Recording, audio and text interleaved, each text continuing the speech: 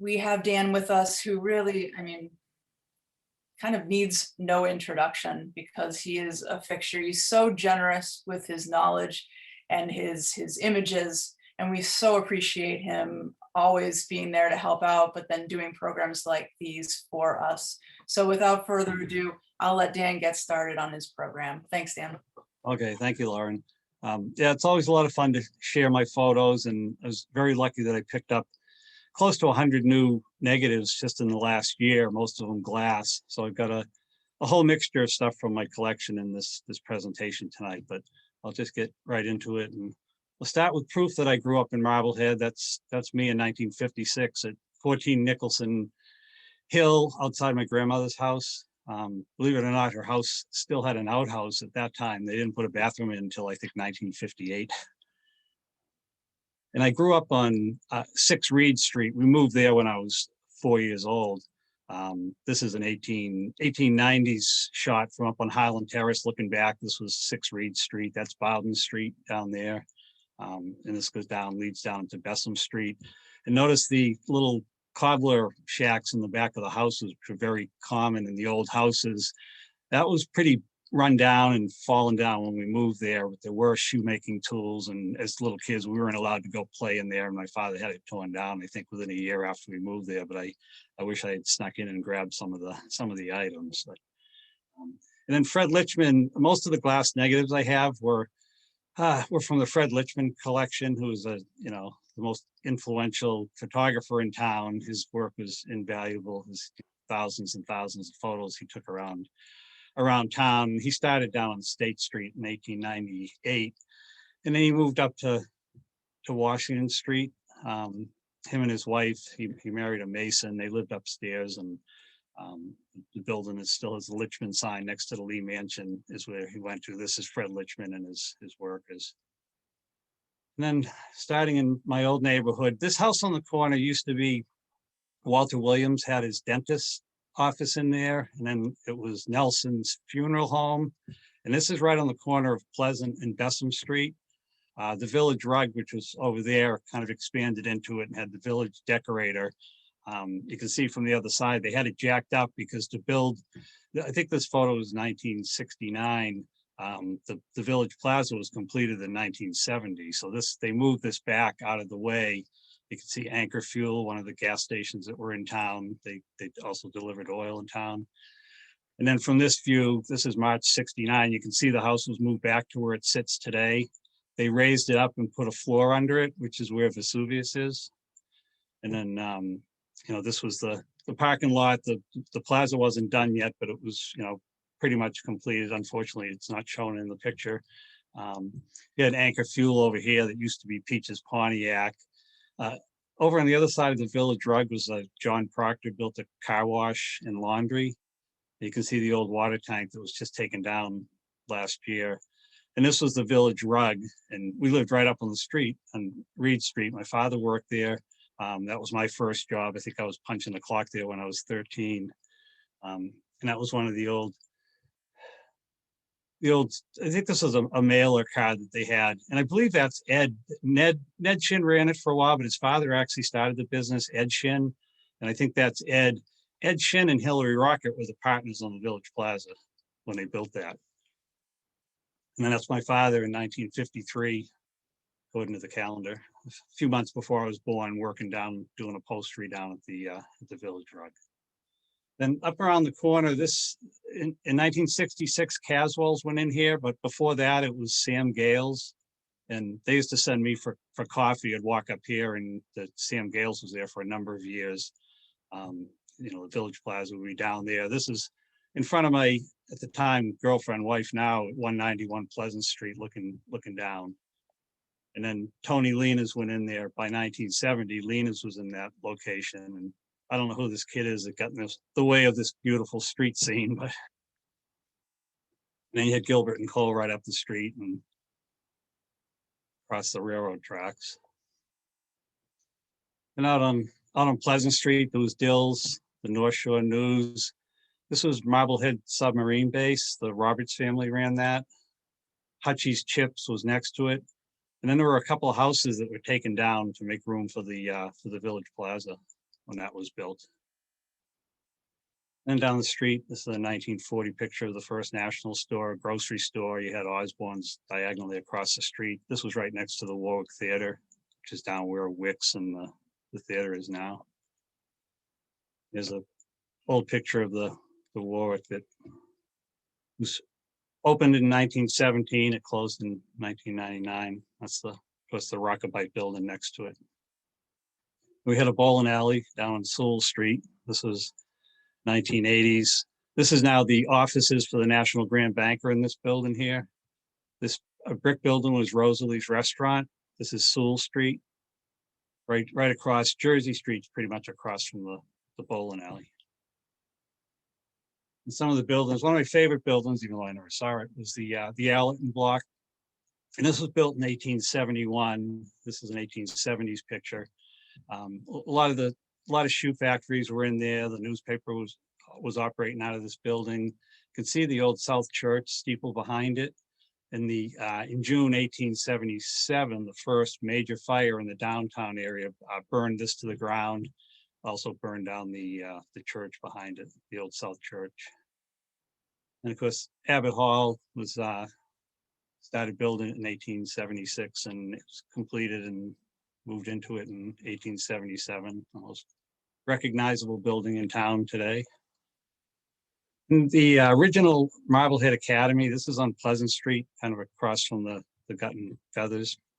This is 1870s, but that was built in 1789, and they tore it down in 1879 and put the current brick academy building. The high school started in this wooden building.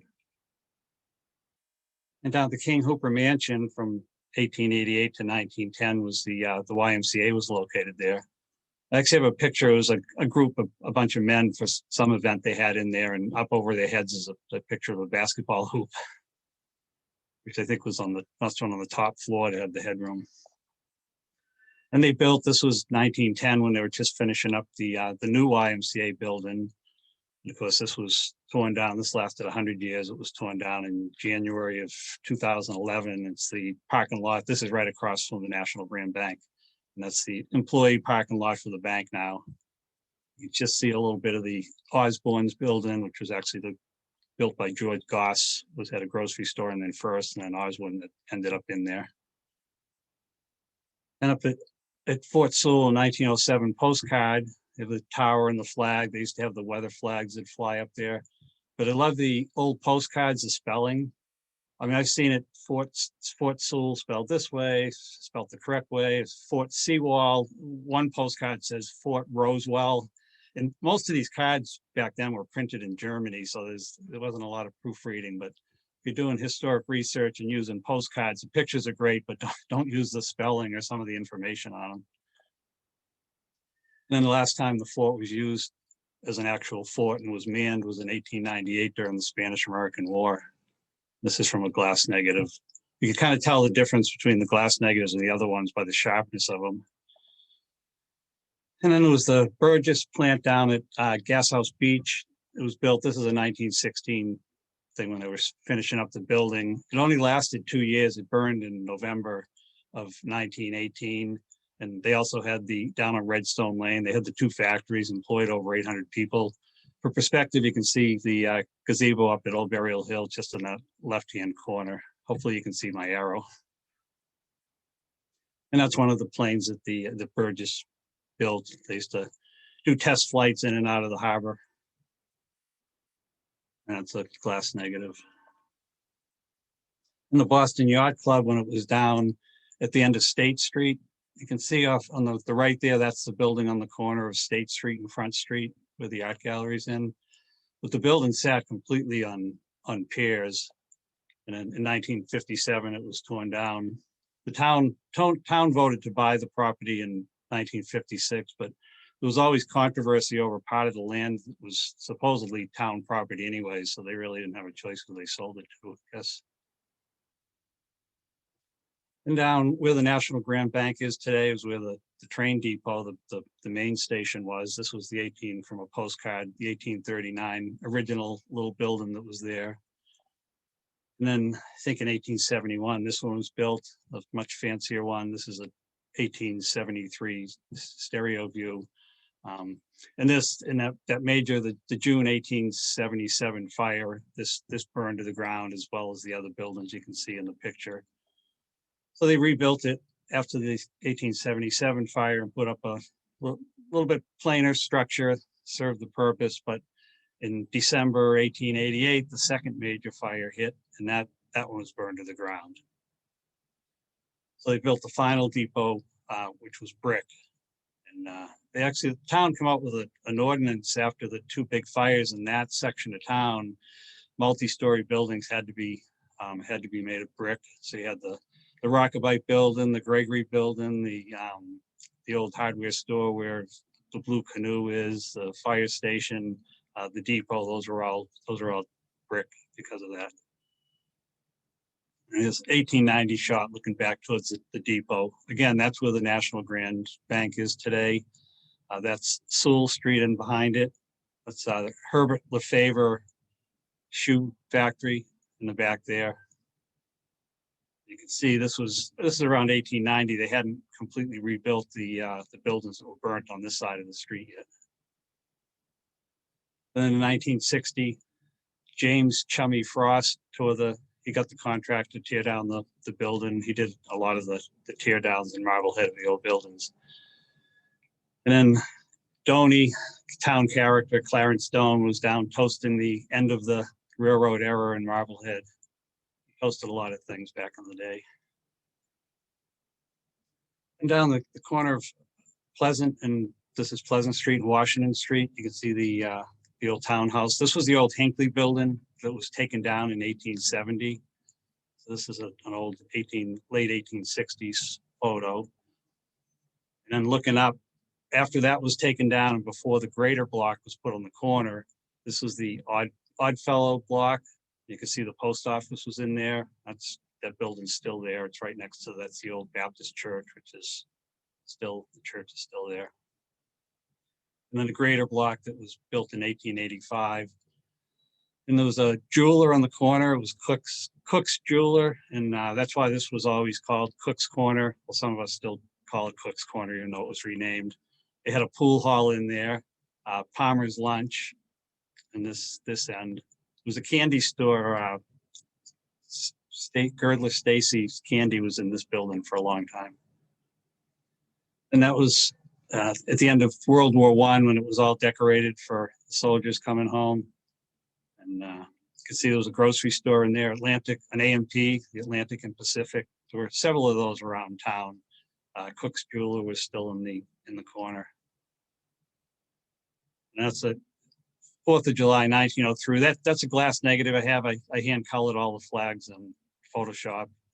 And the town, for any celebrations, parades, they really went all out with the decorations, and they loved having parades. Now down in the corner, it's funny, this picture we did a now and then series, and Rick Ashley took some now pictures, but this is a then picture now because Howard's News is gone, Super Sub is gone. I think the Park and Rec was using the old fire station at this point, but previous to that, there was at one time Gardner Hathaway was on that corner. Gilbert and Cole had their office in there, but Gardner Hathaway married, who's Dr. Jane Devereaux in town. He married her sister. She was the first female physician in Marblehead, or probably one of the first female physicians in the country. She never got married. She dedicated her life to being a physician. For 60 years in Marblehead, she ran her doctor's practice right up until she retired at age 80 in January. She died in December of that year. You can see the trolley tracks in the street, Pleasant Street. And coming into town on Lafayette Street, there was the lead company. It was Chadwick Lead Company, Forest River. I think it changed names a few times. This is 1930s. But later on, some of the grocers used it as a warehouse. And then 1968, they had a little fire there. We watched this fire from over on Loring Avenue in Salem at a safe distance. You could still feel the heat from it, but it was quite a major fire. And that's what it looked like the next morning. And that land, because of lead contamination. I mean, there's been nothing on that property for forever now. And down, this is probably taken from the Mugford building, looking at the townhouse. I believe this is 1908 election day. And if you'll notice, it's all men, because this was before 1920 when the 19th Amendment was ratified, and women couldn't vote. And this building was taken down. There was a building around the corner. They took down several buildings that were in this location. That's a 1934 from a glass negative. Police station was still in the actually until 1960 or 61 when they built the new police station, but they operated out of the basement of the townhouse. You can just barely make it out on the zoomed in version. You can see 1934 on the license plate. And the bench, couple of the old townies gossiping, the dog sitting there on his feet. And this is on the corner of School and Pleasant Street, where the Rockabite building is now. And the streets were lined with shoe factories at this time. You had Monroe was in here, Besson was in here. That was a shoe factory. There was a shoe factory next door across the street. Looking up, that would be Sewell Street on the right. You can just see the back end of a train that was probably going in or out of the depot. And then the 1877 fire, this burned down. So they built another wooden structure, which Powers was in here. This was a 4th of July big celebration. I'll decorate it out. And then the December 1888 fire actually started in the back of this building, and again wiped out the whole downtown Pleasant Street area and all the shoe factories again. Then the current Rockabite block, built of brick in 1889. Water department used to be in there. See the Warwick Theater was over on the left. Then this house was taken down in 1905. At the time, it was the oldest house in Marblehead, the old Tucker house, kind of diagonally across from the Driftwood. And there's another view from the other side of it, and for perspective of where it is. This was Front Street. And when that was built, supposedly there was a beach in front of it. The water come up a little bit further towards Front Street, and I think the water went up partially up State Street at that time. Of course, that was early 1600s. And down on Pleasant Street, I don't know what number, 265, 267. The properties with the Mariner project. There was this house. Delano owned it at one time. Oliver Killam bought this property and the twin house next to it, and he was converting them into apartments. He kept going back to the town and get as many apartments as he could, and he transferred that. This is the one on the right. You can see the one we just saw is over there on the left. The one on the left was torn down in the 1960s, and as kids, we always thought it was haunted. That seemed like the haunted house in Marblehead. It was kind of a creepy looking house, because the steps leading up to it are still there. The foundation to this day is still there. They never rebuilt on it. This one was converted into apartments, was the same house, but it was unrecognizable. The yellow house, which I don't know if that's torn down now, they were, I think, in the process of tearing that down for the project, but you could just make out that it was the same building that was up there. And then across the street, the inn, Riebenacker ran that for a while. I think it's Hotel Marblehead or Marblehead Hotel now. And the three of those were all built in the early 1870s. John S. Martin actually might have been the contractor on them. You can see the trolley tracks on Pleasant Street in front of it. And the warmest bathroom in Marblehead. I think this was a glass negative. I'm not sure why they took this, probably of the boiler, not of the bathroom, but I think this was downstairs of what became the tree department, but it was the highway department when it was built at the end of Vine Street. I think the town still owns that thing. I'm not sure what they use it for, but I think this was in the basement there because there were several pictures of that building. And some of the streets around town.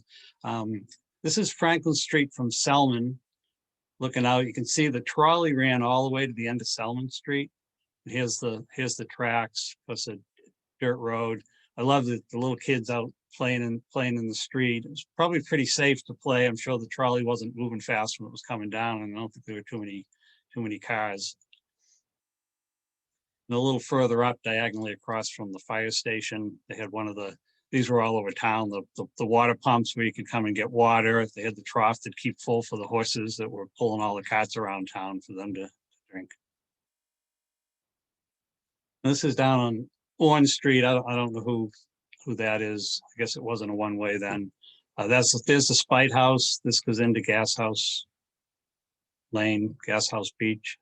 And this is kind of in front of number 32 Orange Street. A house set back was the Captain John Dixey house. He was my fourth great grandfather. And this is looking down South and Middle Street, the Flatiron house. This was Caswell's house, and this was another Dixie house. My great grandfather lived in here for a while. I think my cousin still owns it at 5 Middle Street. And this one, the lenses they used on these old cameras really compressed images. And when you zoom in, I posted this on Facebook and I cropped it just the square in here. And people had a real hard time. They still didn't believe me when I told them this is Roland Street up here. A couple of those houses are still there, but there was no trees to block it. It's just, it really compresses the image in. They're pretty sharp for the backgrounds, and it throws people off when you zoom in on the background and you argue with people all day about it. That's where it really is. And this one's looking down Owen Street, down towards Barnegat. You get down there and take a right in the fish market and you get to Little Harbor. That's Peaches Point, a couple of the Crown and Shield houses, Browns Island. And this is taken from Fountain Park, would probably be right beside where the photographer was standing. There used to be a store in this building here. I think the Smiths had a store in there. That building's gone now. And this is Boobier Road. It was Fort Glover Road at the time. This is 1914 off of Atlantic Avenue. And that was the old Fort Glover, was at the top of the hill, hence the name Fort Glover Road. And it was also called Cow Fort because at one time there was farms there and the cows used to graze up there. The lack of trees is amazing in certain parts of town around then. And then this is from the top of the hill looking down the same day. So Atlantic Avenue would be about there, and this is Boobier Road coming up the hill. Then this is on the Circle Street on the corner, a nice black and white photo of all the hollyhocks. And another Dick 21 Circle was another Dixie house, Captain Edward Dixie, who was my third great grandfather. And that was next to the Floyd Ireson house that was at 19. This is looking at Essex Street and Pleasant Street on that side. You can see the depot just on the right, the Rockabite building, the Osborne's building, the Gregory block. And Woodfin Brothers had a Lynn Express. There were these little expresses all over town. There was ones that went to Salem and back and forth to Boston and in Lynn. And I'm sure they conveniently located for anything coming in on the trains, but there were a lot of expresses around town. This was a stable. The next picture is from back on Essex Street looking out. You can see the front of the depot from here. And there was the little shoe shop in here. Later on, there was a diner on Essex Street on the right-hand side where the photographer was standing. And this is 1900, those last two pictures. This is Guernsey Street looking across Jersey up towards Linden. I had to put Linden on there because sometimes I call it Lindsay Street, even though I lived right around the corner for so many years. It's one of the names I always mess up. But and then this one is also Guernsey Street looking back up. Evans Road would be over the hill there. This is Jersey Street crossing it. This is High Street from about Pearl Street looking up. Again, this wasn't a one-way street at the time. And this is Elm Street looking up towards Creasy Streets on this side of that house there. And the old Joseph Harris shoe factory used to sit on this corner, and the brick building behind it was the boiler room and equipment room for the big shoe factory. And ironically, that shoe factory survived both the 1877 and 1888 fires, but then it burned in 1899 90 something in its own fire. This is 1898 Darling Street. This is a glass negative I have. The both Lockerbies used to be in here. Aiken Brothers lunchroom on the right. That's Washington Street. Finch's store was in there for a number of years. Got a dog sitting in the shade, getting out of the sun, I guess. And up on Village Street, looking back, this is about the entrance to the school, looking back towards Pleasant Street. And of course, it was all just farmland up here. I think the Nickersons owned all this land on the right at the time. But this is a good shot of the two water tanks. That's the one that was on Tower Way that was just torn down last year. That one was up at the end of Vine Street and was the original water tank in town. I think that one was torn down in 1960s. Having trouble finding out the exact date that was taken down. And this is Washington Street, Middle Street, South Street will be over there, the Oko's building. This is 1938. Beautiful tree in the corner there. And this is a little bit older shot, tree's a little smaller. But this is a kind of gives you a good idea what it was like getting around in the winter with the horse and buggies, open carts, and the horses trying to pull through the snow and the mud. It's been quite a chore. That's a couple old wooden ladders and us been working on the roof there.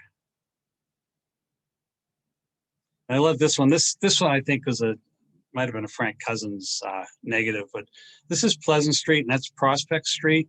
You can see the old Catholic church, which I've got a better picture of later on. But what I love about this is these two trees and a little bench in between it and the kids climbing it. If you zoom in, it's not a real sharp photo, but they had the little bench seat in between the two trees and the kids, I don't know if they had little, they nailed things into climber. The boys can climb trees anyways.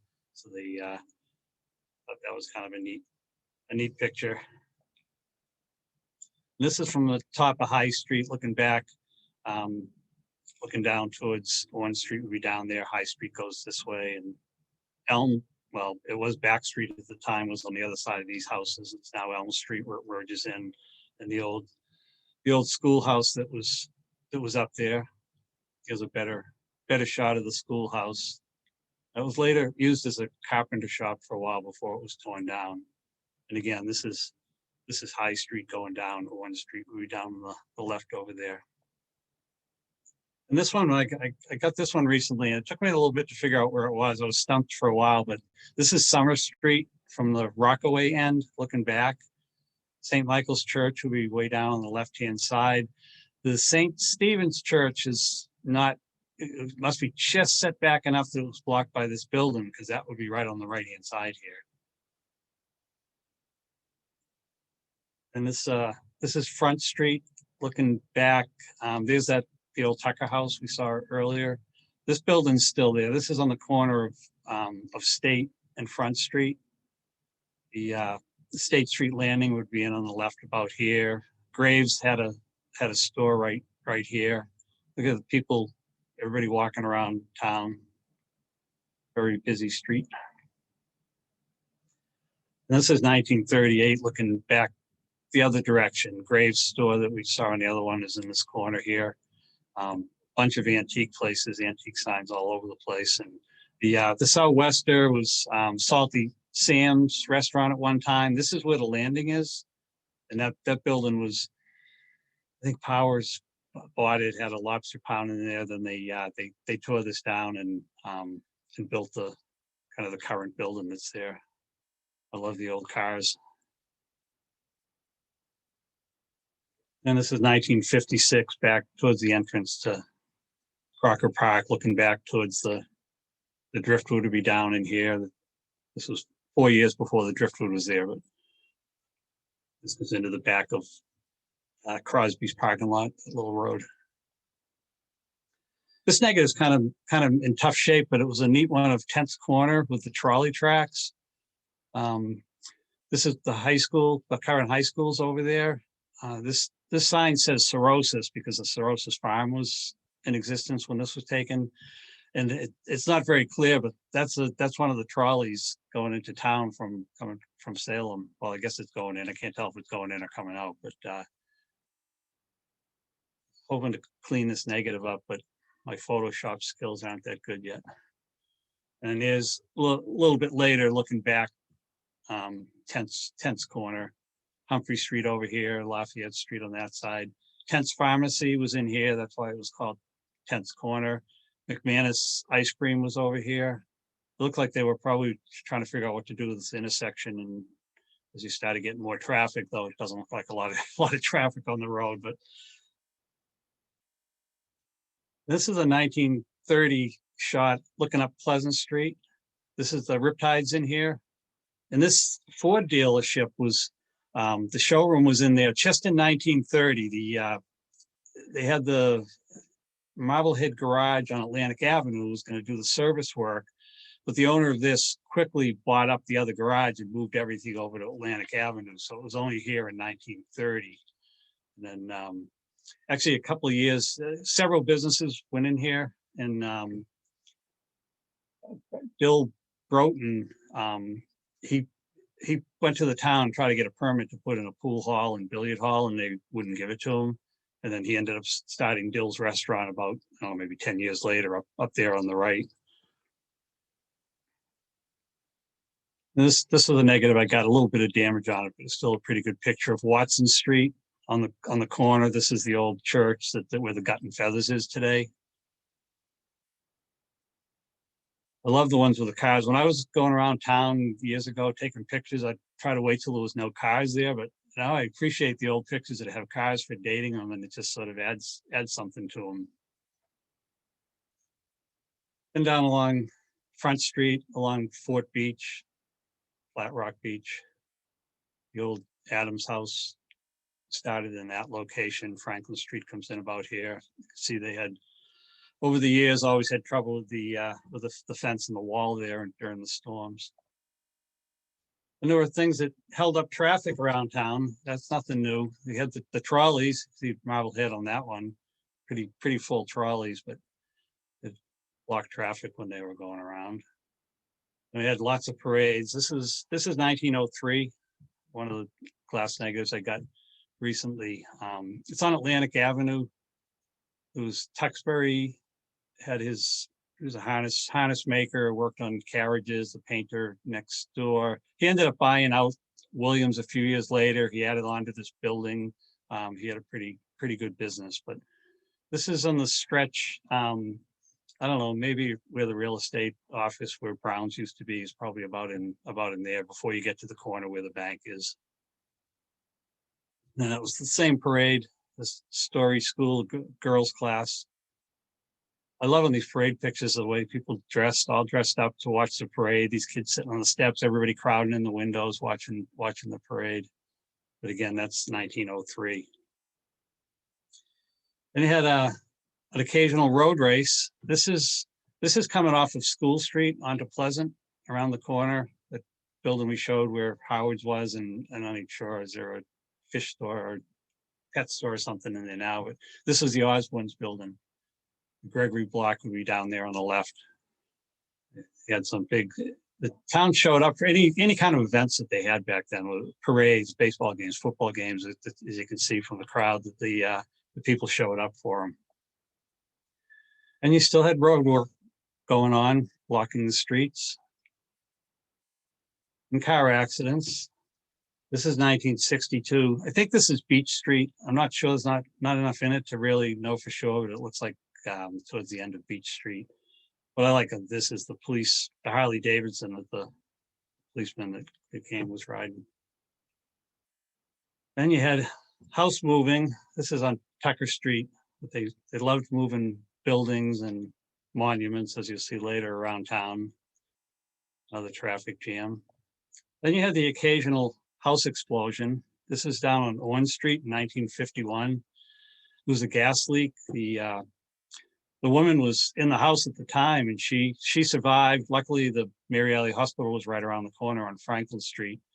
And Kyle Coffin always told the story that he was a paper boy, and he just delivered the paper there, and he was crossing the street, and the explosion knocked him over. And this is 1990, the last time you could stand in the middle of Atlantic Avenue and take a picture without getting run over.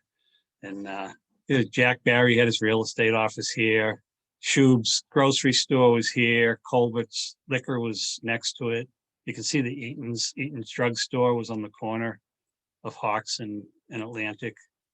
And then there was a gas station after that. You had the Bruce Hamlin's shoe store with a little wooden box and the lollipops when you walked in the door on the wall. And Fruit of Four Seasons, which was a gas station before that.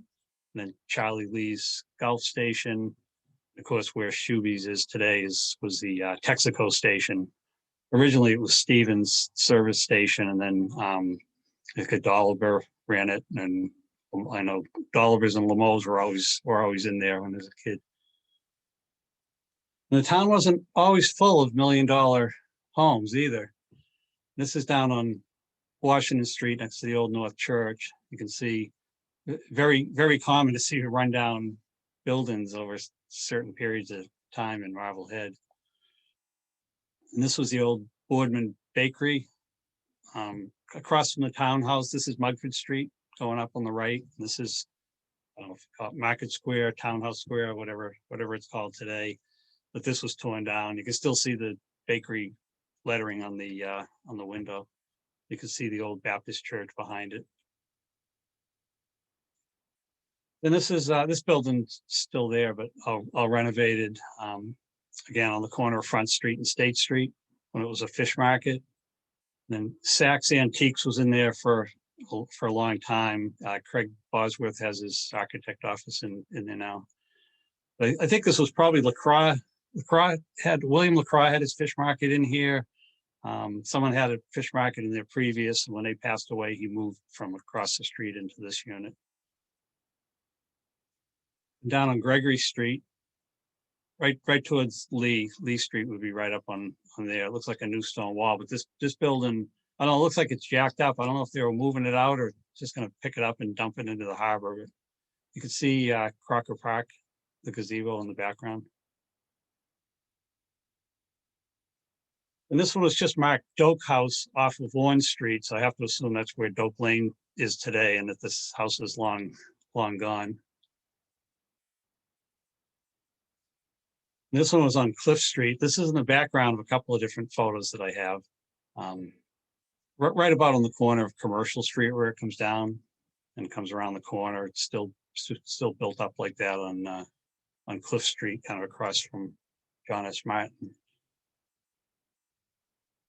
Down on Darling Street, this is where Aiken Brothers was before. We saw Lockerbie's was in there later, but this building, this is 1958, and Harry Wilkinson, which I've got about 1,000 slides I got from him, he lived in this building with his aunts, and he loved taking pictures. So I must have 100 pictures of this building going through construction and doing the siding and paint is there, and it's the most photographed building in my collection because of Harry Wilkinson's photos. And this is Back Street, which is Elm Street now, and High Street on this side. And I believe that the next picture is a little better picture of it.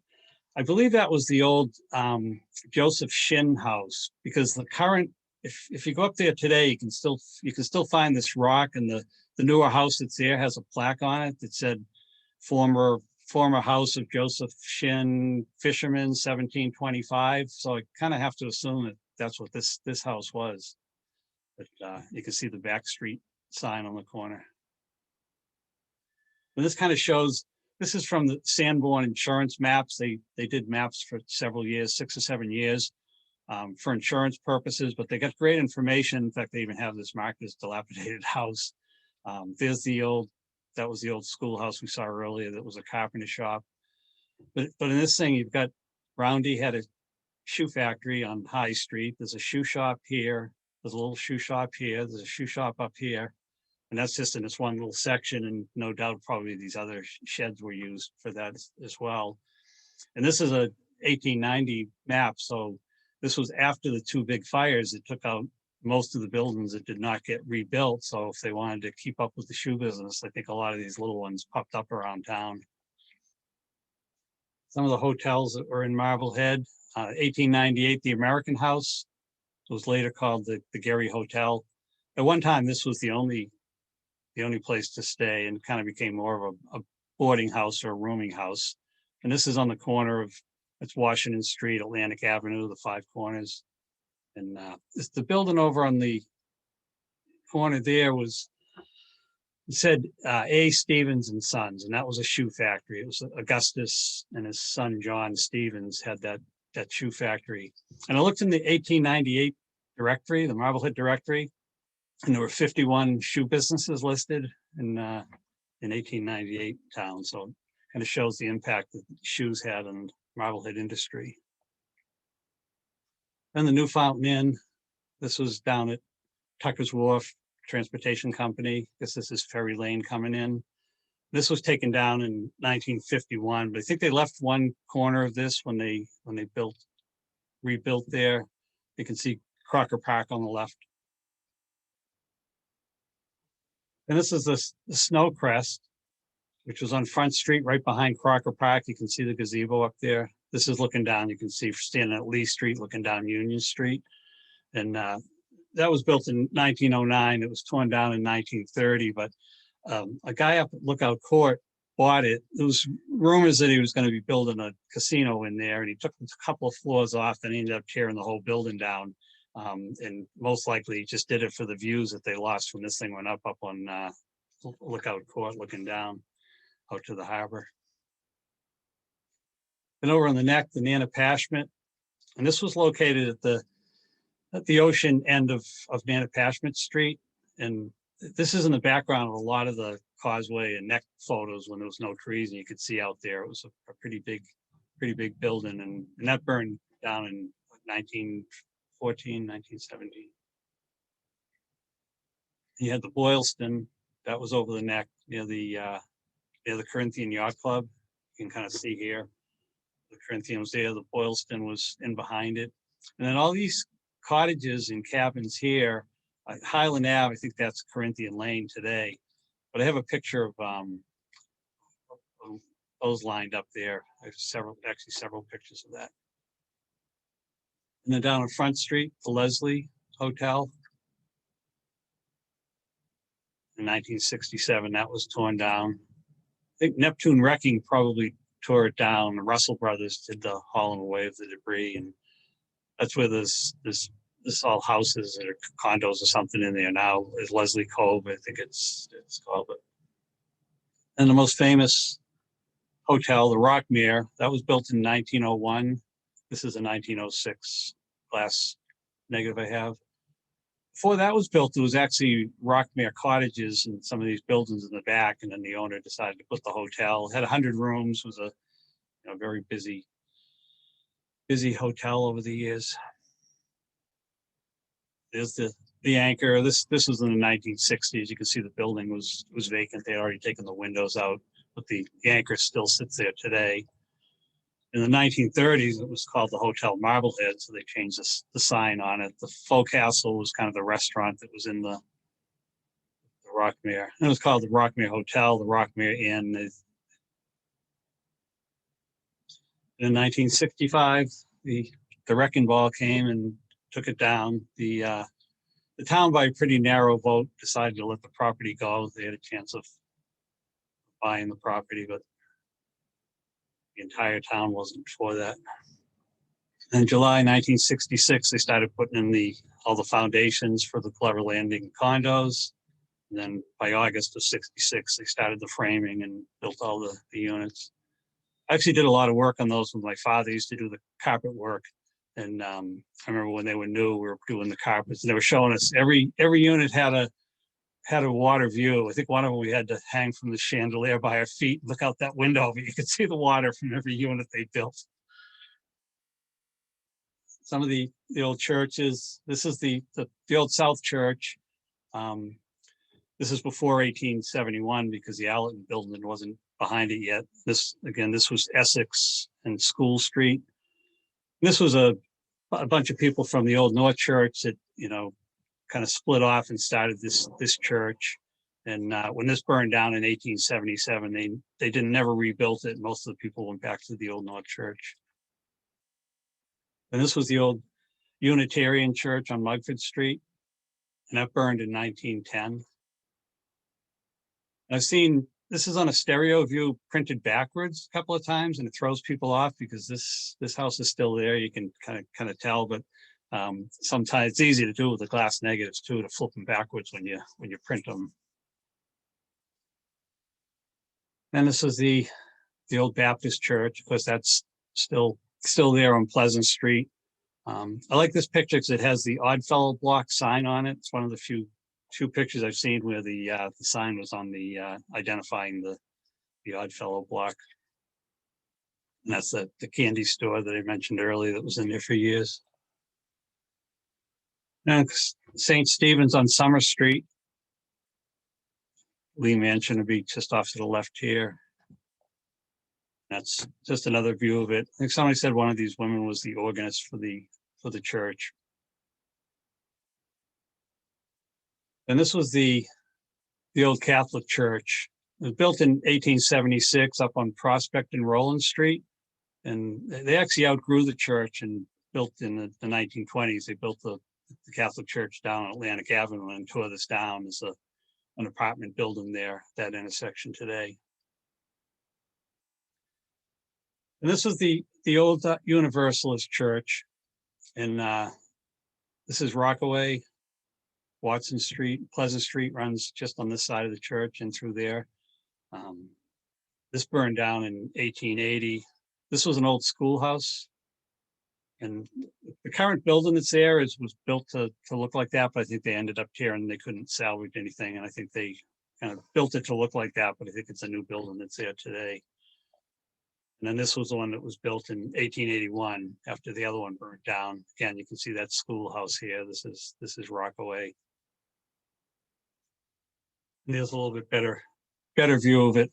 And in 1932, the weather vane on the top was real shaky and the top of the building was pretty shaky. So for safety reasons, they took the steeple down and they kind of capped the roof down lower where the way it sits today. And that's where the Gut and Feathers Club is in that building today. And the Cirrhosis Farm, a lot of people hear Cirrhosis Farm and say, oh yeah, that's where the high school was. Well, this poultry part was where the high school was, but the farm was huge. That was a very small part of it where the high school sits today. They had, I don't know, some accounts say that it was over 400 acres that they had. Went all the way to Salem Harbor off of the Shorewood Road area.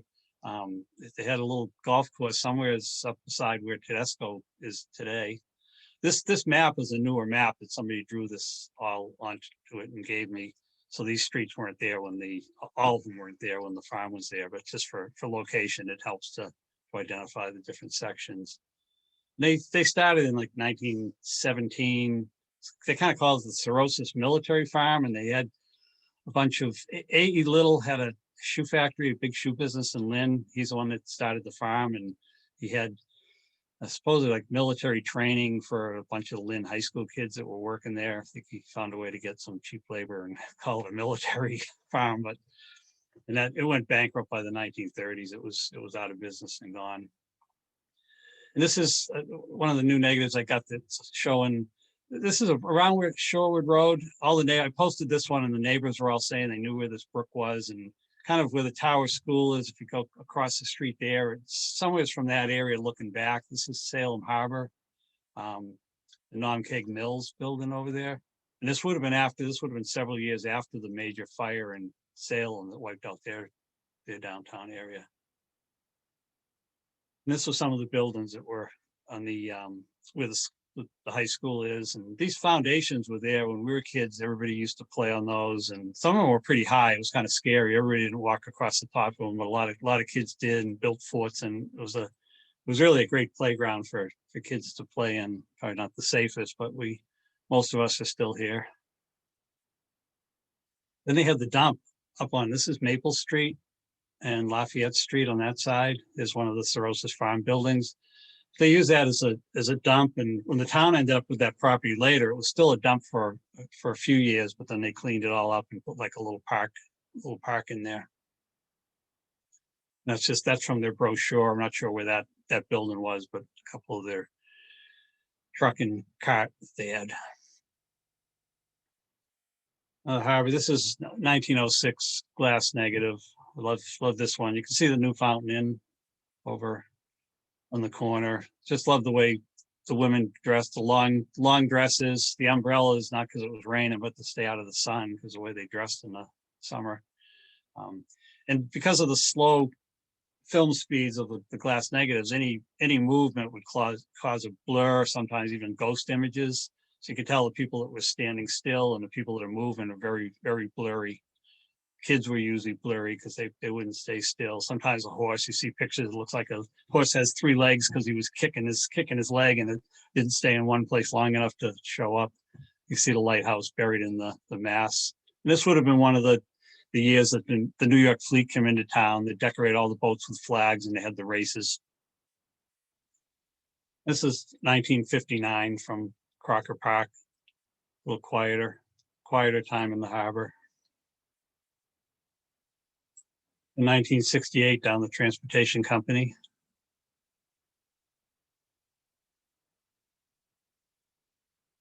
In 1938, the Delta ferry coming into the transportation company or Tucker's Wharf.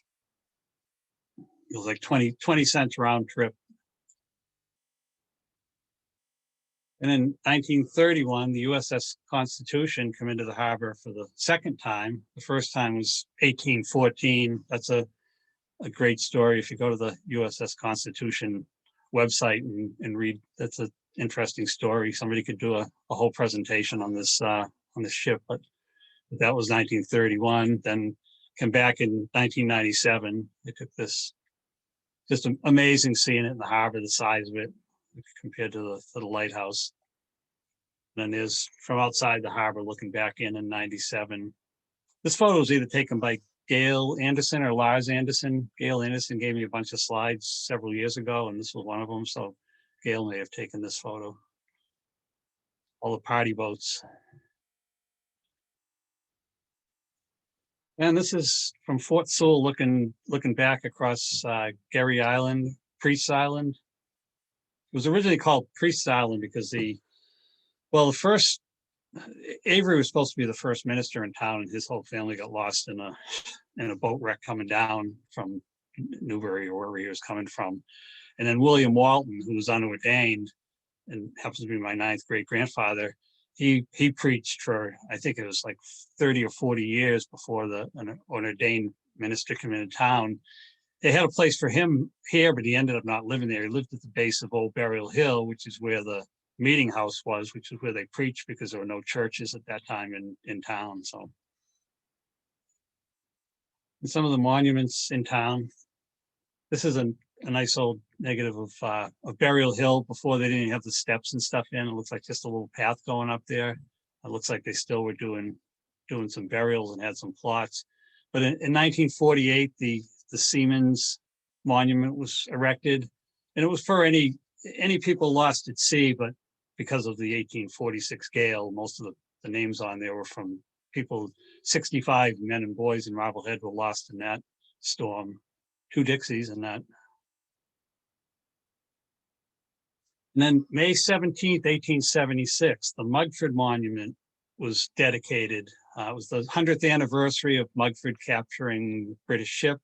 So they had a big celebration. This is Essex Street, Bassett Street coming in here, Pleasant Street. That's the old Sewell School, the Harris Shoe Factory I mentioned earlier up on Elm Street. This is right there, kind of faded in the background. But they had the big celebration and dedicated the monument in 1876. And in 1912, they moved it up to Old Burial Hill where it sits today.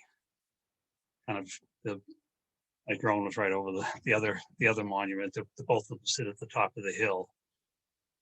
Then also in 1876, in July 4th, a lot of controversy about this monument, so it wasn't as big of a celebration when they did it, but this was put at Mugford Green and Elm Street, right in the middle of the street. There's a better view of it. That's Green Street there, the little store, there's a restaurant there now, would be over in there. These houses are still there. But this was for a soldiers and sailors monument. And May 1913, they moved that to basically where the other monument was, or kind of Memorial Park across from the National Grand Bank. This was, at the time, this was Brown Street. It's now Creasy Street. That's Lincoln Avenue on that side, Green Street on this side. This was a Humphrey Payne shoe factory that was on this corner. And May 30th, 1945, a Memorial Day celebration. That's where the monument that they were moving that day sits today. There's a map of 1912 showing Brown Street. That monument was right about here in that picture, but you had the Association factory, shoe factories over here. This was the factory that was in the background. Actually, the Humphrey Payne shoe factory started in the Association factory.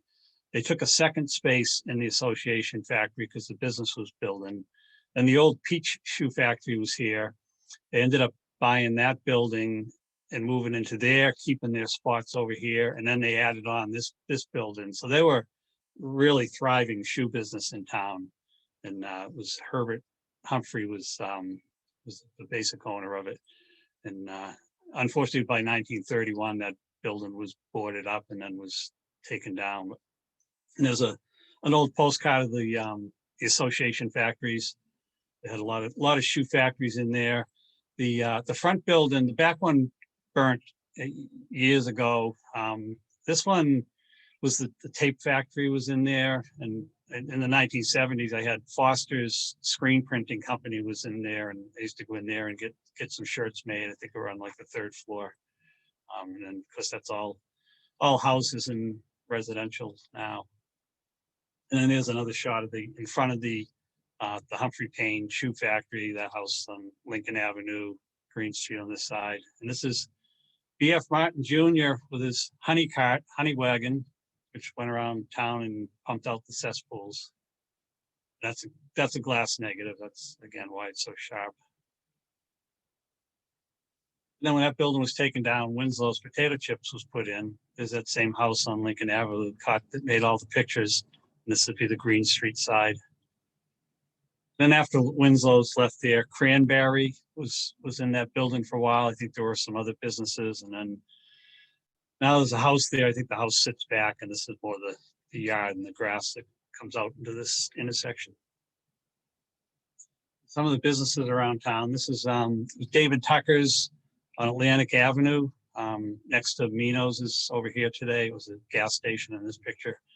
And that was anybody that was in town in the 50s and 60s. It was their favorite store. I bought all my Beatles albums in there, and actually the 45s. I couldn't afford albums. We bought them 2 songs at a time on the 45. They sold model car kits, the plastic car kits, and I got this picture from Andrea Tucker Merrifield, who's Damon and Eleanor Tucker's daughter. And up next to Red's Pond was Eustace Brothers livery stable. They had a hack service, and it was reading in the newspaper they had painted. He moved a lot of these buildings here. One of the barns came from Circle Street. I think they started further down on Pond Street and moved that. And they painted all the buildings red with yellow trim. And this looks like it was probably shortly after. It was probably why they took the picture, because it was painted. So if I ever want to colorize this, I know what colors it was. But this is Red's Pond is just over on the side here, just out of view. And while they were there, I forget what year it was, in 1908, 1912, somewhere around there, the town decided to put a wall along Red's Pond. That wall, the description was from Eustace Brothers to Mace's house, which is the house on the other side of the pond. So then they built the wall along the street at Red's Pond. Down on Front Street near the end of Franklin. This is about 1915, McLeod's Cafe. This was the Adams House next to it. At this time, the Adams House actually started over in this location. Then they kept growing. And this was the Adams House. I've got to zoom in on a later slide showing the Adams House Annex. And you zoom in on that's the price board. And those prices are pennies, not dollars. Get a shore dinner was $1. Get plain lobster for 50 cents. And that's a zoom into the background of the Adams House Annex, and that's because he outgrew outgrew the other building, kept both of them running at the same time. This put the sign, I found the newspaper when they put these lit letters, those are 30-inch high neon lights. I'd like to see somebody get that approved today. It was facing the harbor. You couldn't miss it if you're coming in by boat, just to know where the Adams house was. And you could see it, they put it so you could see it coming down Front Street as well. And it's just another Sanborn map showing the location at McLeod's. This was the Adams house. It was Joseph Snow had the Ocean House right here, a little restaurant across the street, and then over on this corner cut off was the log cabin inn and restaurant. So there's no shortage of places to get something to eat down in that section. And a few years later, this is the back of that building. Again, right on Front Street near the end of Franklin, the old wooden barrels. And then looking up the street, this is a glass negative. So if I zoomed in, you could see the Beachcomber Dory Club sign was on this building. This said Adams House Auto Park. So I guess you could pull up here and then walk to either restaurant, park your car for you. And they sold cigars and tobacco in that little business. And down on School Street, Rogers Ice Cream was there for a number of years. This is in the Gregory building, kind of across from the fire station on School Street. And Larry Hardwick gave me this photo. Larry, he turned 101 this year. I met with him when he was a couple of months before his 100th birthday and did an interview with him. Very sharp guy. And he gave me this picture. And that was his grandfather, Rogers, that started the business, J. Lawrence Rogers, and Larry Hardwick's mother, Alice Rogers Hardwick, and Bud Hardwick was his father. Down on State Street, this is where Litchman started his business in 1898, shared the building with the Marblehead Laundry. And the next door, Wormstead, they owned this property for quite a while, and he was a very busy painter and did wallpaper in town. Actually found in 1895, he got hired to go to the Lee Mansion because for a year, people were stealing pieces of wallpaper from the hallway on the lower level. So he went in there while there was still enough paper to salvage and took pieces and put them up on the second floor to patch up the second floor, and then they re-wallpapered the first floor. But Wormstead got that job, and it made the newspaper.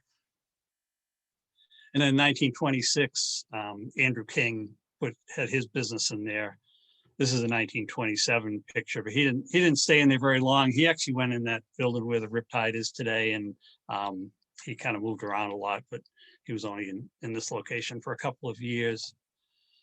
And I took this picture in 1992. Marine Exchange was in that building. That's Maddie's sail loft, and I'm not sure what year they tore this down. That's where the driveway that goes in, kind of the back way into Crosby's, in and out of Crosby's, right around where that building was. And this was 1960. They were doing some work. I think they were kind of filling this parking lot in behind Penny's Market. Crosby's is over here today. But there was Penny's Market, and then next door was Louis' Market, Marblehead Supermarket. The two grocery stores were, side by side for a number of years. Looks like at the time Penny's was adding on to the back of the building, and their loading dock was down here. In 1967, the Bidewee restaurant was on the corner of Washington and Darling. They actually started where the Driftwood is today as a tea room. It was the Bidewee Tea Room, and then they moved here and kind of went to more of a full restaurant. And then it's in 1970 down on Atlantic Avenue, Brown's Bakery and Restaurant. He had the Marblehead Real Estate. Lamo had a shoe shop in here. And in 1969, the House of Pizza went in here. So the House of Pizza was there when this picture was taken. Before that, it was Carter's Ice Cream. And then for a number of years, it was Abby May's Candy and Ice Cream in there. Before that, it was Cooksy's Candy Kitchen. That's what Abby Mays took over that business. On State Street, Betty Preston's Sandwich Shop. This is 1949. This is in the back of where the art gallery is. This is the back part of that building. You can kind of, the shape of that building is the same today. And back on School Street, had Arthur Sanford Plumbing Heating Business. The Blue Canoes in here today. That was hardware store over the years. It was William Brown II was running it at the time. And this is about 1915. You get some modern fixtures for your bathroom.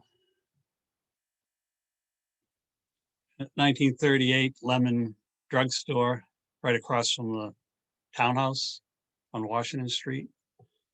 It's just apartments and residential now. Brick building, still there and modified. In 1973, Lockerbie's was down on, this is that house we saw a couple of times already on Darling Street. And they were moving this house. This was 1966.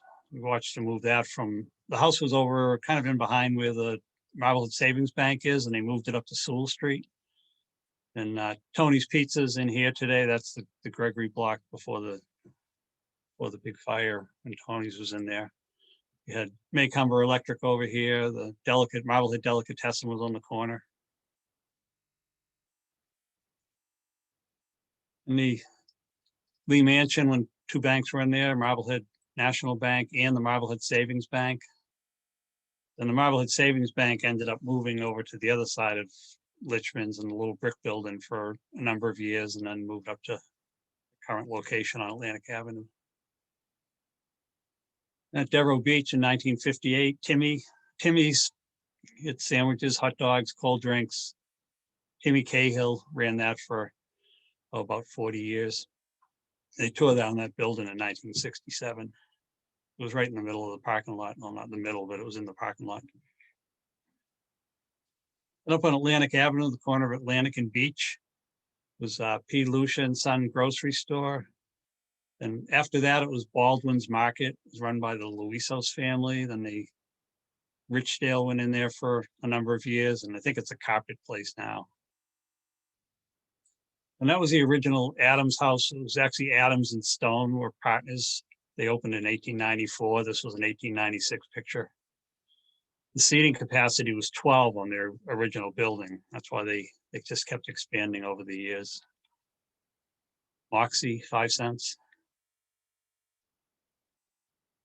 And down the Rockabite building on Pleasant Street, Mike Grady had a pool hall up on the second floor. They were just taking a break from their game, but that's Fred Lichman and Mike Grady. I'm not sure who the man on the left is.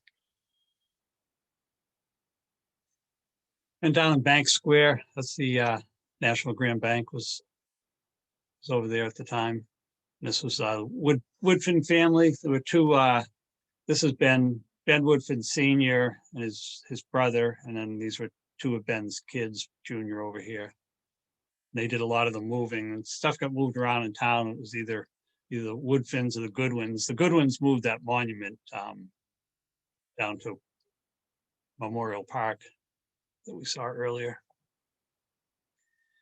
In April 1960, the main brace wasn't there very long as a restaurant. This is where the Driftwood, in October of this year, the Driftwood opened as Duff's Driftwood, and Campbell was there painting it the color that it still is. And this was in 1968 when they still had the side window, the walk-up window for takeout. You could get ice cream there. And they closed in the winter. There was a sign on the door that said opening March 1st. In 1992, the Seagull on the corner of Darling and Washington, where the Bidewee was for a while, the Seagull was there. Bedrock Music, and you can just see through the two windows, Fred Finkel had his jewelry store in the back of that building there. There was a grocery store in the Rockabite building, Boston Branch Groceries. And before William Brown, who we saw in the earlier photo, the hardware store, this is 1890 Henry Simons, again, where the Blue Canoe is today, next to the old fire station. That was the final Adams House building, the stucco building that they put. And eventually that's where the apartment building is today, sits in there. Here's the Barnacle, which is still in that location, but it was pretty much a takeout place from these two postcards. And had McDonald's restaurant. That was on the corner of Smith Street and Pleasant Street. You want to win money, you bet with people that there was a McDonald's restaurant in Marblehead at one time. They'll swear there wasn't. In 1969, Yachttown Seafoods. This is down on Washington Street next to Arnold Galleries over here today. This building was taken down for the parking lot, which is still just the parking lot there. I think originally it was Louis or Marblehead Supermarket, I think, that had the building taken down and parking for his store. But you can see the old Baptist church in the background. And John S. Martin down on Cliff Street, his old chain-driven truck with bags of coal. And Ingalls Motors was down at 33 Atlantic Avenue. This is 1923. I cheated and zoomed in. You could see 1923 on the license plate on this glass negative. But this is where Java's son is in that block, right along that stretch of Atlantic Avenue. And up on Gregory Street, right near the corner of Commercial Street, was John White, had a grocery store. This is like 1897. He actually died in 1898 at age 35. His wife ran the grocery store for another dozen years after that. But and that's the Temperance Hall, the only picture I've ever seen of that was up on Gregory Street. Here's an old map that kind of shows this is where White's grocery store was. There's the Temperance Hall, which is in between Barnard and Commercial Street. The light department here. This property here, the rectory was here. The Catholic Church owned this property, and they had the rectory was there for a while, but they actually started building the new church up here against the neighbors' wishes. There was a lot of controversy about that, and then a very suspicious fire overnight burned the building down, and the church decided not to try again, and they ended up building the other location.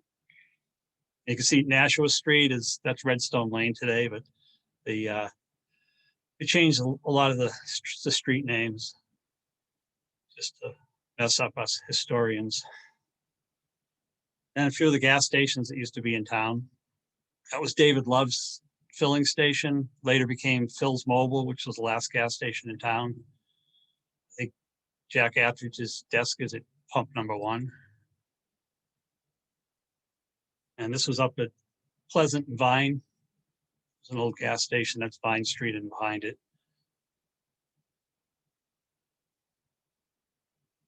And down across from the townhouse, there's the Mugford building over there. This was a parade day, 1962.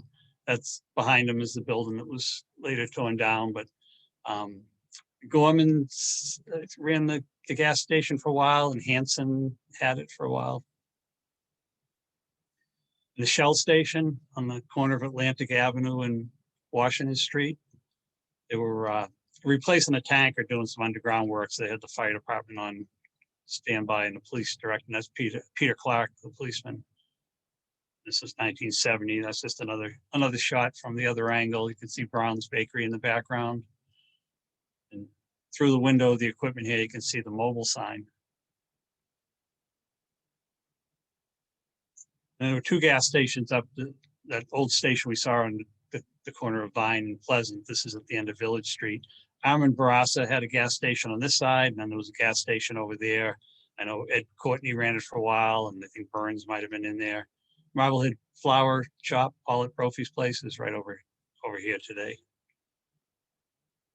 And over the neck, this one without trees is pretty interesting. It's actually, this piece of land looks out of place, but that's the way it looked. There's the Nanapashmet Hotel out there. This is around 1890, when there wasn't a wall on the beach side, and it was just a kind of a very small fence on the Riverhead beach side. And there's a view looking out towards the neck. This was 1891. There's the Nanapashmet Hotel in the background. You can see there was no wall. There was no wall along here, and it just had a little fence. People didn't clean up after their horses, like, apparently. And this is from the neck looking down the causeway looking back towards town. You can see they had kind of a piled stone wall. This was in 1898 after the Portland gale in November. It was a real big storm, so it could have been more of a wall before this, but it washed up all the rocks from the beach anyways. And this is over on Harbor Ave and Harvard Street. Nice view of the harbor. What I love about this one, it's the only one I've seen, it kind of zoom in on it. It was a horse-drawn watering truck. The roads used to be dirt roads, would get very dusty, and they'd wet them down. And that's the only one I've ever seen of one of them actually working.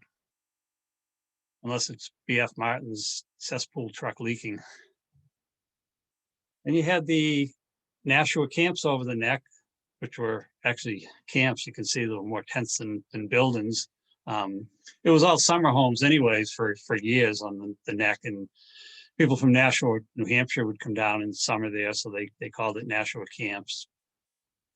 And those are the ones on that map earlier. I showed the cottages lined up in behind off of Corinthian Lane. This building was right behind the yacht club. And the old lighthouse, which was built in 1835, burned whale's oil, was replaced in 1896 by the current one. There's a good shot of the lighthouse keeper's house. And this is a glass negative that I just got recently, kind of near the yacht club, looking back, near the Corinthian, looking back towards town. You can see the Rockmere over there. There's the light department, J.S. Martin. And we're doing a lot of research. A couple of people, someone I know is doing a little, on this house here, they had 4 towers on the corner. It was up like on the corner of Gallison Ave. It's in the background of a couple of pictures I have, and it's amazing there's not more pictures of it. It's only in backgrounds, but been doing a lot of research on that to figure out what it was at the time. Then the Eastern Yacht Club, like 1930s. The old 1908 down at Franklin Street Fire Station. A couple of Hammonds and Sweets, Stacy. Mr. Boston was the horse. And the Washington Hook and Ladder down at Central Station on School Street. There's the hardware store where the Blue Canoe is today over there. And this is around 1939. They finally had some motorized vehicles. The Horribles Parade used to end there. And I don't know if that's, I'm not sure what this was decorated for. They decorated for a lot of things, but the parade used to end there, and you get your hoodsie and silver dollar or 50-cent piece. In 1992, the fire department had a benefit softball game, so they asked me if I could get a group picture. So I took this. That's my brother Barry, who later became chief, and Gary and Ricky Bartlett. I know all these guys. I had my kid. This was 92, and I had my kids with me, and I didn't know where to put them when I took a picture, so they're in the truck. That's Melissa and Amanda. And the one thing a photographer is never supposed to do, get a shadow in the picture, but that's the only way I could get in this family picture, and that's my shadow.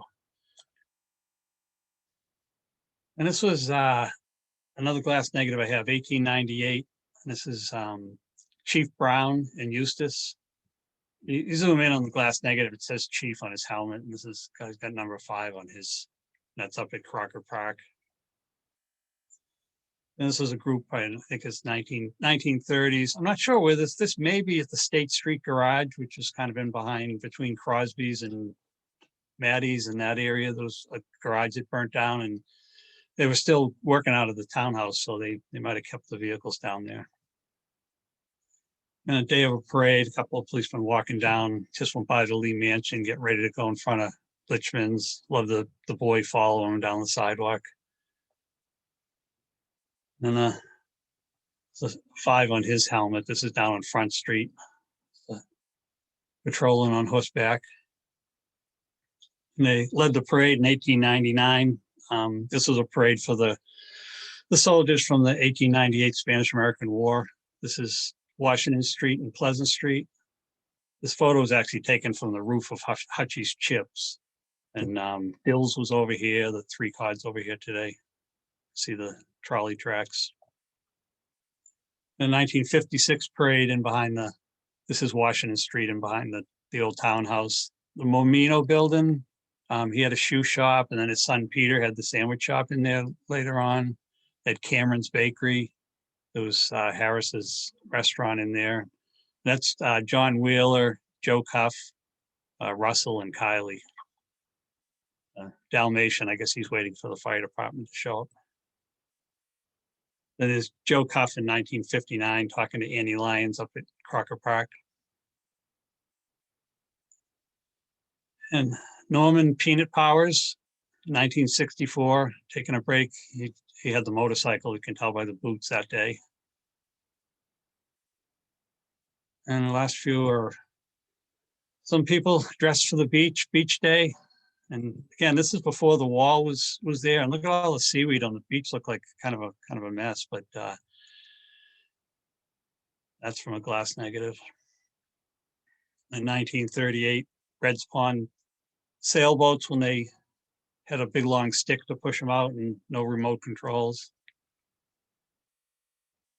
And this is Cora Lee Mason, Alice Nicholson, and Linda Chapman. That was Fred Lichman's wife. This is 1898. So there's a lot of Lichman glass negatives of the Mason family, because it was very expensive to get photos done. So you either had a lot of money or you knew the photographer. I think in this case it was both. And a baseball group down at looks like it's at Seaside before the grandstands were built. It was just a backstop there originally. And the football games were played at Seaside. This is 1920s. Nice shot of the old Catholic church. There's that old water tower at the end of Vine Street, the new high school at the time. Police station wasn't built yet. The police station's over here today. So one of the Graves houses. And 1994, Betty Hunt and Fred Bauer up at one of the encampments up at Fort Sewell. And the famous tree, 1992, sunrise. And last year, technology's changed from glass negatives and these big old box cameras to sending a drone up 400 feet and hitting a button on the remote controller to take a picture of the town. And that's it. I've got a book that should be done later this year. This one, the first 2 books I had were all pictures. This one's going to have a lot of history. It's going to cover 400 years of history with stories, and there'll be a lot of photos in the later years. And that's it.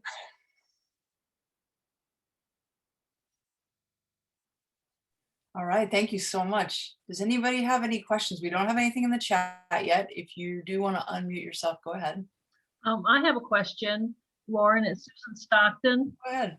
And I just wanted to ask, Henry Davis Sleeper and his mother had a place in Marblehead, and I thought I had heard it was the Neck, but I didn't know if he had any information on their house in the Neck before they moved to Gloucester. What was the name? Sleeper? Yeah, Henry Davis Sleeper, both from Beauport. Before he built Beauport, he and his mom lived. I had a summer place in Marblehead. They lived in Boston, but had a summer place in Marblehead.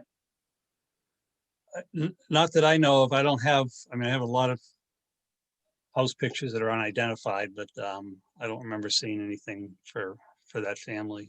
Okay.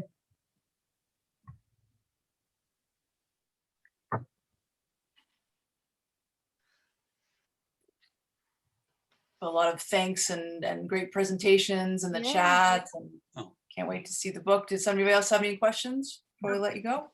I had a question. Am I unmuted? Yep. I noticed in the top left-hand corner, it says recording, which is wonderful. So if we want others that we know and love to watch this, how do we access it? Or if we want to see it again? So what we usually do is for those who paid, they get the first dibs on it, of course, and then we usually wait a month or 2 and we hand it over to MHTV. So if anybody else wants to see it right away, or you all want to see it again who have paid to be here tonight, let us know. Send us an email, info@marbleheadmuseum.org. Okay. Thank you. Great, thanks, Dan. Oh, could you give the name of the book again, Dan? It'd probably be Growing Up in Marblehead, Okay, and 400-year history. we could just get it on Amazon or? Um, the only promoting I do is usually on Facebook. Maybe the Marblehead Museum will have a few copies. You can buy one from them. Yeah, we'd love to carry your book, Dan. So reach out when it's ready to go. Yeah, I will. And And Arnold then- Gallery usually carries them. And but my And then- Facebook page is the only promoting I ever do with anything. And then Marblehead Museum, can you let members know when it's in stock? Absolutely. Yep. Yeah. Okay. And the older ones, Dan, where can those be found?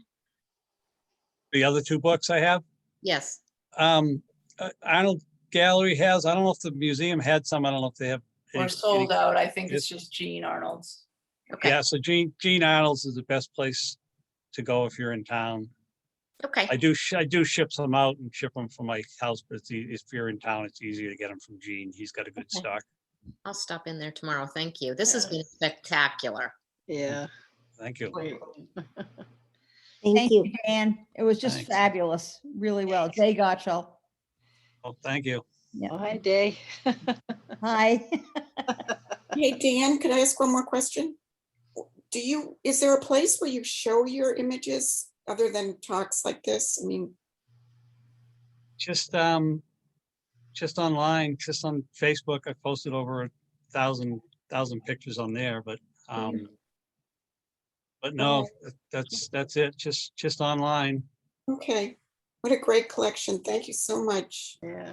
Thank you. Okay. Thank you, everybody. Thanks for joining us. I hope we'll see you, and thanks to Dan, of course, for another great presentation. I hope we'll see you on Tuesday evening at 7 o'clock for Lucretia and Joseph Brown, The Real Story. It's free. Just need you to please register via the Marblehead Museum's website. So thanks again for joining us and have a great night. Thank you. Night. Thank you. Night, everybody.